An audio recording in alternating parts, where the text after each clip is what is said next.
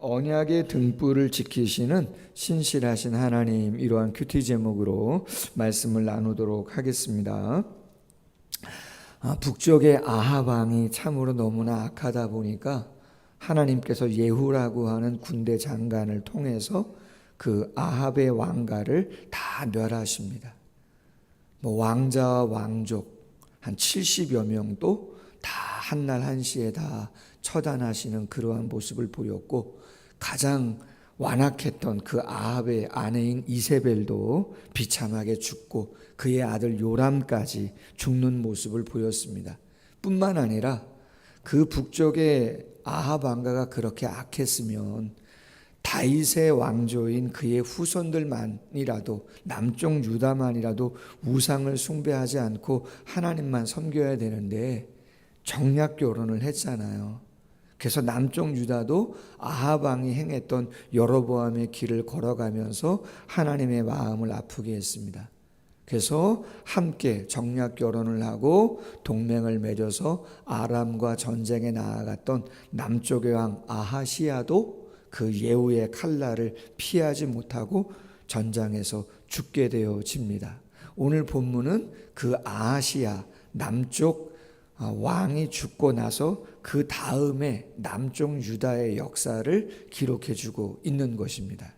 오늘 1절 말씀에 보면 이렇게 이야기합니다.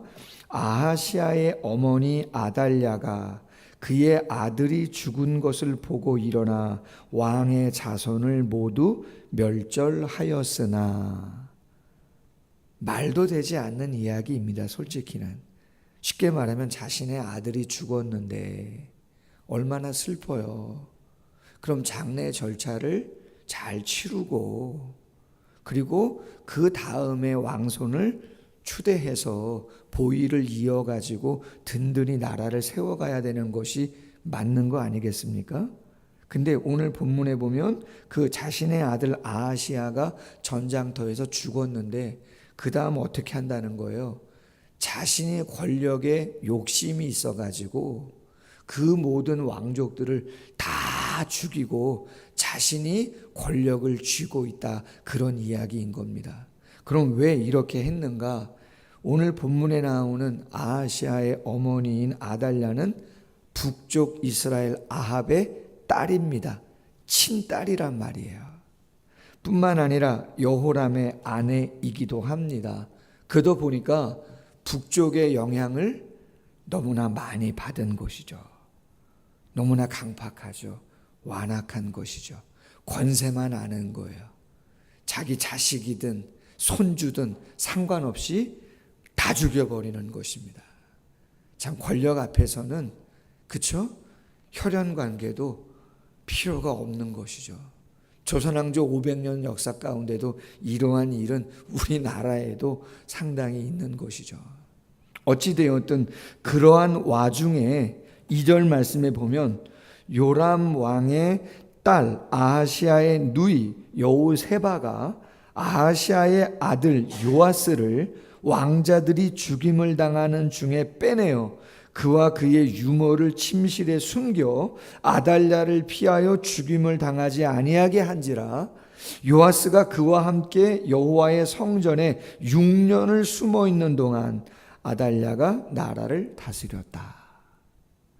그럼에도 불구하고 아하시야의 누이인 여호세바가 조카가 되겠죠. 요아스, 핏덩이죠. 그 핏덩이를 숨겼다는 거예요. 그래서 왕굴에, 궁궐에 아주 은밀한 곳에 숨겨가지고 6년 동안 양육을 하게 되었다, 그런 이야기죠.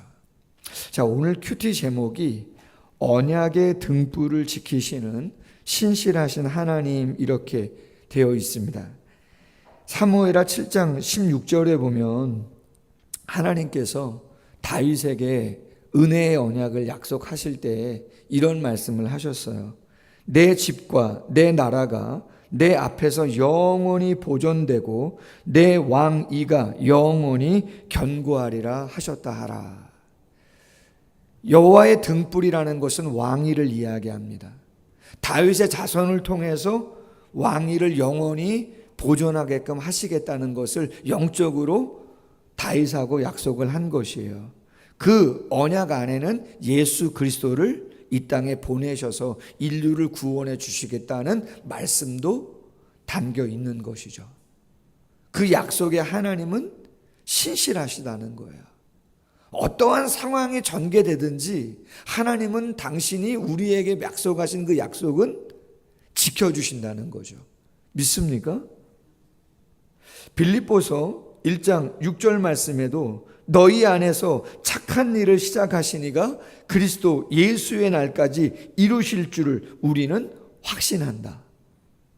여러분, 솔직히 저도 목회를 하고 있고 여러분도 지금까지의 삶을 살아오셨지만 직장과 사업장이나 인간관계나 많은 어떠한 삶 가운데 쉽지 않은 시간들 있으시지 않았겠어요? 그렇죠? 내 삶이 그냥 무너지는 것 같은, 제가 죄송하지만 약한 모습 보이면 안 되지만 그냥 편하게 솔직하게 얘기하다 보니까 너무 많이 얘기한 것 같지만 여기까지 아닌가? 여기까지 아닌가? 목회를 하면서 말이에요. 그런 시간이 꽤 있단 말이죠. 근데 여러분, 그런 마음은 우리의 솔직한 마음이고 우리의 솔직한 삶의 모든 정황들이고 부인할 수 있습니까? 부인할 수 없습니다. 그럼에도 불구하고 또 그 고비를 넘깁니다. 또 그 고비를 또 넘긴단 말이에요. 왜 그렇죠? 그것은 여러분, 구원이, 삶이 우리의 의지, 우리의 노력, 우리의 계획으로 시작된 것이 아니에요.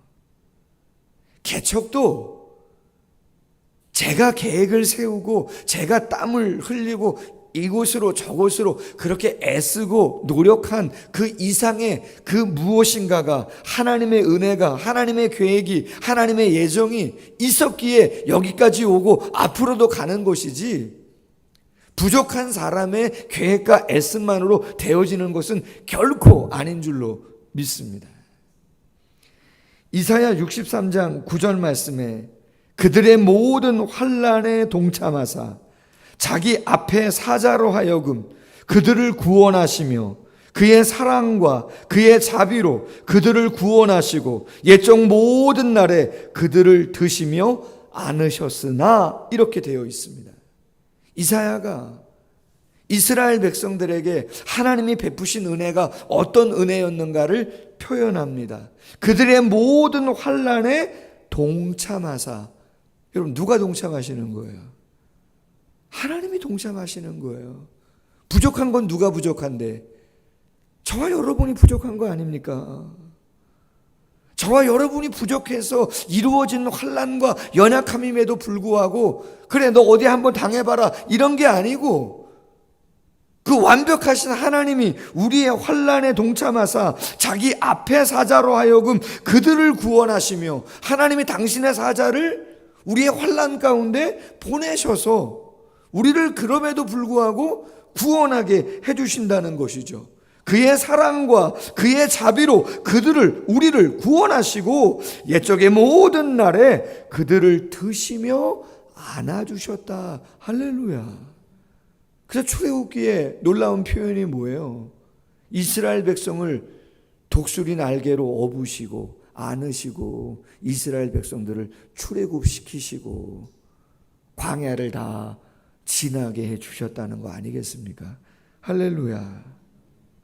바라기는 오늘 말씀을 묵상하면서 아달랴 같은 사람도 대단하고 이런 사람 만나면 안 되겠지만 어떠한 상황이든지 간에 우리 속에 착한 일을 시작하시니가 예수의 날까지 완벽하게 맞춰주실 줄로 믿고, 할렐루야, 우리에게 주어진 환난의 시간일지라도 잘 감당할 수 있기를 소원합니다.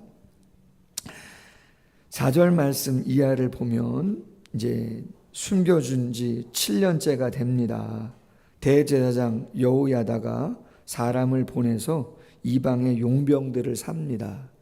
병행구절에 보면 역대하 23장 1절인데 한 500명 정도 되어지는 이방의 용병을 사 들여옵니다. 왜? 때가 됐다. 이제 아달랴를 패하고 정통 요아스를 보위에 올려야겠다 생각을 하고 대제사장 여호야다가 여호세바라고 하는 아하시아의 누이하고 다 이야기를 나누어 가지고 이제 기름을 붓고 왕을 세우려고 하는, 아달랴를 패하려고 하는 작전을 짜는 내용을 오늘 말씀에서 보여주고 있습니다. 오늘 말씀 읽은 대로 이제 아달랴를 패하는 작전이 이루어지는데, 오늘 말씀을 묵상해 보면서 이런 생각을 하게 돼요. 하나님이 어려운 때를 극복하게 할 때에는 반드시 목숨 걸고 주의 일에 헌신하는 사람들을 하나님이 세우시는구나라고 하는 생각을 하게 된단 말이에요. 여러분, 아달랴가 모든 왕족을 멸하는 그 순간, 그때에 우리가 말씀을 읽었던 것처럼 2절에 나오는 그 아하시아의 누이 여호세바가 요아스 그 핏덩이를 궁궐의 은밀한 곳에 숨기는 거, 6년 동안 키우는 거, 여러분 이거 목숨 건 거 아닙니까? 그렇잖아요. 발각이 되면 그냥 그대로 죽는 것입니다. 뿐만 아니라 오늘 본문 4절에 나오는 대제사장 여호야다도 마찬가지입니다. 발각되고 그 영모가 6년 정도 지나면 이제 완전히 그 궁의 권세를 아달랴가 꽉 쥐어잡은 거예요. 못된 사람이지만 어쨌든 그 사람이 꽉 잡고 있는 건데, 대제사장이 지금 영모를, 어떻게 보면 아달랴 입장에서는 영모 반역을 꾀하는 거잖아요. 요아스가 숨겨서 7세 정도 될 때까지 아하시아의 자손이 남아있다는 건 생각들도 못했을 것인데, 그런 계획이 있다는 걸 알게 되면 그거는 죽음이죠. 그런데도 불구하고 대제사장 여호야다가 여호세바하고 마음을 모두어서 이방에서 은밀히 군사를 데리고 와가지고 궁을 장악하고 안식일에 모반을 하는 것이죠. 여러분, 성경을 가만히 보면 그 어려운 때에 목숨을 걸고 하나님의 공동체를 지키려고 했던 사람들이 꽤 있습니다. 출애굽기 1장에 산파가 나오잖아요. 십브라와 부하. 바로가 히브리 민족이 너무나 강대해지는 것이 마음에 염려가 돼가지고 히브리 산파에게 히브리 여인들이 아이를 낳으면 어떻게 하라고요? 여자아이는 살려두지만 남자아이는 다 나일강에 던져서 죽여라고 하지 않습니까? 영아 살해를 명하는데, 그 십브라 부하라고 하는 여인이, 그렇잖아요, 하나님께서 은혜를 주셔서 믿음을 가지고 결단하고 왕의 명령을 거역합니다. 출애굽기 1장 20절 이하 이런 말씀이 있어요. 하나님이 그 산파들에게 은혜를 베푸시니 그 백성은 번성하고 매우 강해지니라. 그 산파들은 하나님을 경외하였으므로 하나님이 그들의 집안을 흥황하게 하신지라. 모압 여인 룻도 마찬가지입니다. 시아버님도 남편도 시동생도 쉽지 않은 상황인데 어머니 나오미를 따라 베들레헴에 올라옵니다. 그때 모압 여인 룻을 보고 보아스가 이런 이야기를 합니다. 룻기서 2장 12절에 여호와께서 내가 행한 일에 보답하시기를 원하며 이스라엘의 하나님 여호와께서 그의 날개 아래 보호를 받으러 온 내게 온전한 상 주시기를 원하노라 하는지라. 할렐루야. 인생을 거는 거예요. 생명을 거는 거예요. 그 영혼에게 하나님이 함께 하시고 지키시고 은혜로 보답하신다. 할렐루야. 여러분, 어제도 새가도 성경 공부했지만 믿음이란 무엇인가 나눴는데, 제가 늘 그 과를 할 때마다, 그리고 아마 주일 낮설교나 수요 영성예배나 새벽 설교할 때 늘 말씀드렸던 것 중에 하나가 뭐냐면, 믿음은 뭐냐? 믿음은 결단이고 믿음은 위탁이라고 말씀드렸어요. 믿음은 나 자신을 믿는 게 아닙니다. 내 경험을 믿는 것도 아니고, 믿음은 누굴 믿어요? 믿음의 대상은 예수 그리스도 하나님이세요. 하나님을 믿고 자녀도, 물질도, 건강도, 미래도, 교회도, 한국교회도 우리는 우리에게 주어진 일 최선 다하는 것입니다. 여러분 쉽지 않습니다. 할렐루야. 그게 믿음이에요. 그래야 자유합니다. 그래야 편안해집니다. 그래야 기뻐할 수 있습니다. 그러지 않으면 똑같습니다. 어쩌면 내가 원하는 거를 기도할 때만, 아랠 때만, 달라고 할 때만 잠깐이고, 끝나고 나서 예배당 문을 나가서 살 때는 똑같이 근심하고 걱정하고 염려하고 그렇습니다.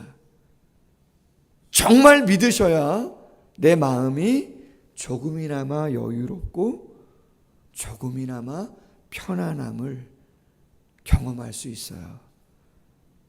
결단하고 위탁하시고 내려놔야 마음이 편안할 수 있어요.